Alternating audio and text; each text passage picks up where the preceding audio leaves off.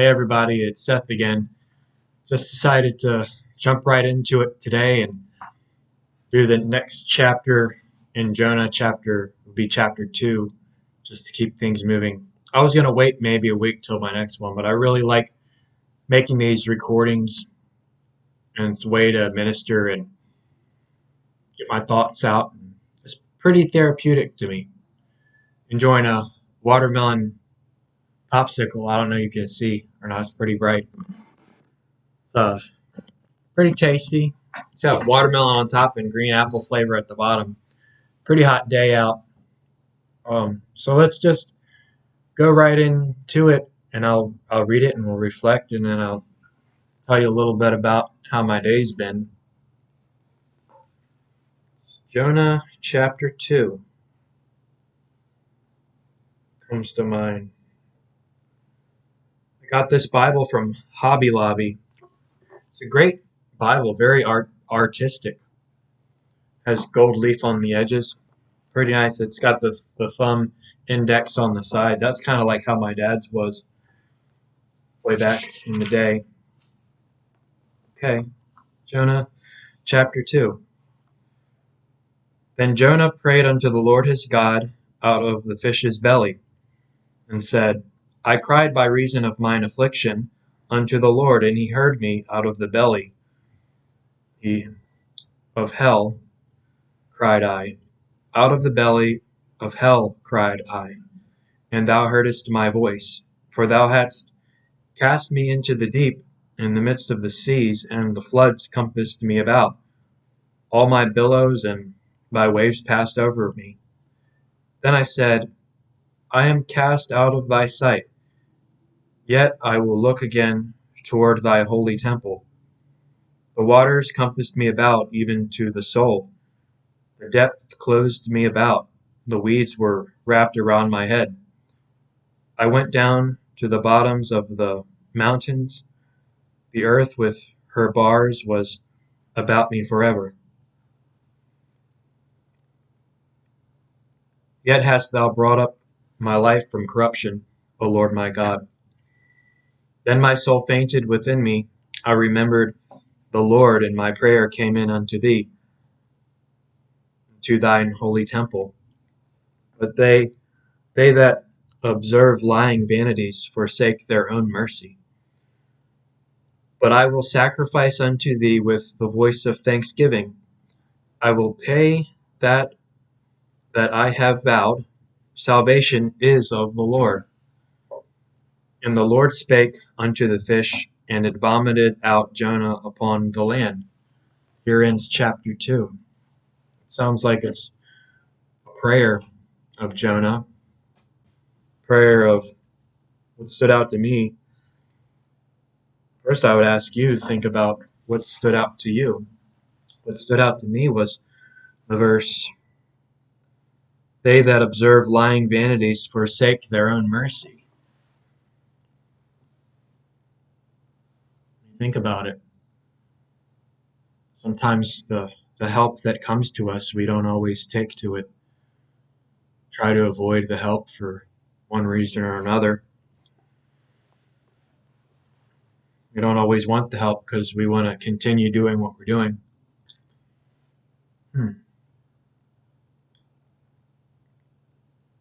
Verse 4, chapter 2. Then I said, I am cast out of thy sight, yet I will look again toward thy holy temple. So they had the temple, and the temple was a sign of God's presence among the people. See, in the first chapter, Jonah, he really only wanted to help his own people. No, it cannot be me. You sent me to teach your message and your goodness among my brothers, not those people in Nineveh. But I think, didn't the Lord have mercy on not just the Israelites, but also the groups of people, other people throughout the land that didn't eat the bread of the Lord? Doesn't he watch over those that aren't like we are? Reminds me of how Jesus didn't just come for the lost sheep of Israel. He came also for the Gentiles, those that, for example, the Greeks and Romans took to Christianity pretty quick and it spread very fast throughout the first century. Has relevance to the New Testament, from Jonah, from the Old Testament having relevance to the New Testament. See, things aren't picture perfect. What else can we think about? He cries from the Lord and he heard him. When we cry to God, he hears us. It may not sound like he does, but in a mysterious way, through faith, he does hear us. We don't, the answer we get isn't always the, the right answer in our mind, but it's different. It could be part of his plan.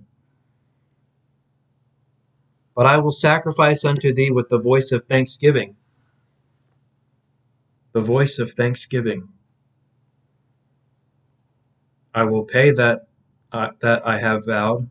Salvation is of the Lord. Little change of heart there. We'll see what happens next. I'm not going to jump to conclusions here, but we have a prayer. God has mercy on other people. Jonah prays, and the big fish says, vomited out Jonah upon the dry land. See what happens next. Wait and see. It's what do you call it when they leave you off? Kind of like an Empire Strikes Back, where Han is still left in carbonite, and they say he's alive, but Boba Fett takes him to Jabba. Cliffhanger. That's the word I was looking for. Anyway, we talked a little bit about the true vine. Still have my little puny tomato that fell off the vine, a little keepsake. See if it rots. I'm not going to keep it around. That's gross. That was just a joke. I made it funny. Going to see Macbeth on August 6th. I hear it's good. I watched that Macbeth movie for a project in college. We had to read a book about from Shakespeare. It was a play from Shakespeare. Pretty tragic. One of the popular tragedies in literature. I want to see that play. I hope it's good. I might bring a friend or two with me. Get dinner afterwards, maybe. That I think I would enjoy that. Macbeth. I think it's playing out in St. Mary's City. So I volunteered at St. Mary's City to teach history and stuff. Just volunteering now for occupation. Um, just for fun. Mel Gibson was rather young in that movie. Very good. It's funny too how you can see how different the movie is from the play. For the sake of entertainment, they might draw things out of proportion and give you a good visual. When I heard some people they like reading a lot. They say the book is better because you can visualize what's going on in your mind and you make your own movie out of it. Isn't that great? It's pretty soft now. Wanted to talk about work too. My first job was at a hotel. I was a front desk clerk, and I didn't like that anymore. So just for money to support myself and pay my insurance payments, I got a job at McKay's cashiering. Was a cashier for a few months. Opened up to people more and saw people in the real world and just helped them with their questions about where things were in the store. And then wanted to try something else out there, but stayed with McKay's in Leonardtown and went and worked in the dairy and frozen food department with Charles. Charles was a really nice guy. He was really friendly with everybody. Customers always remembered him by name. He was smiling a lot while he was working, and just a really friendly, easygoing guy. He was really into comic books. He used to tell me stories of when he had his day off, he would go thrifting and yard sales. Yard sales were his favorite. He passed on. He's in heaven. I painted a picture of Charles. I painted two pictures of Charles. I painted a portrait, a small study portrait, and then I painted a big portrait, gave as a gift to his wife. I miss Charles. Hope I get to talk to him again one day, maybe in heaven. Um, that's how I got my job as an organist in Chaptico. There was a man who went to the church, and we talked in the checkout line a lot, and also in Derry. He said he saw Charles and me just about every day. He went to the McKay's to go shopping. We were there working, and asked me if I could help because their organist moved away. I said sure, because at that time my mass was earlier in the morning, and I would go to the mass and then go to the Catholic mass and then go to the Episcopal mass and help out with the organ. They're great people there. They're so friendly, kind, and happy. I like that kind of church. All done. That was pretty good. And I went from McKay's closed down. They went out of business. And I had worked at BJ's, started out in produce and learned that trade, and worked in the meat department for a couple years. There's some great people there too, actually.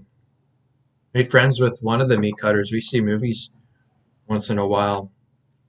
He's really cool. He has a son. He has an awesome son. He's got a great job as an electrician on base. Uh,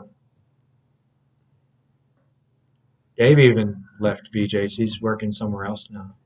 Got to catch up with him again one day. Great guy. We talk and bond over history and stuff like that in movies. I wanted to also read, I promised I was going to read my letter from the seminarian. He gave me this. This was under my door. My first name is Marcus, my legal name. I started going by Seth back in February. That's my middle name. Here it goes. He gave me a letter to see his handwriting here. Sorry, I'm not supposed to show his name. Uh, the scapular. It's a sign of the protection of the Blessed Virgin Mary. It's a devotion in the Roman Catholic faith. I was really big into that devotion. But our protection comes from Jesus Christ, the blood of Jesus. So I just went out of that. Maybe I'll go back to that one day. Who knows? Here we go. I'll read the letter now. Dear Marcus, it was very nice to meet you. I hope Christ continues to fill you and your family with his light and peace. Stay close to Mary, our mother. Talk to her about everything. Confidently entrust the salvation of your family to her. Grow in friendship with our Lord. Read the Gospels. Make an effort to attend the Roman Rite often. You have my prayers. Happy Easter. Please pray for me. And then he wrote his name and his insignia at the end. I would have switched. Entrust the salvation of your family to Jesus and grow in friendship with Mary. They kind of got it flipped around there. No offense. So, Episcopalians. We're universal Catholics.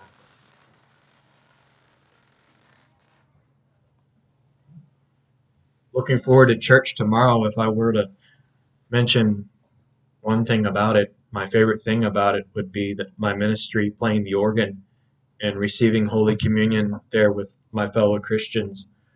And the coffee hour and social. I look forward to a cup of coffee afterwards. And just catching up with everybody after, receiving the Lord's blessing in us and reaching out to the world, the goodness of Jesus that we receive in the Eucharist.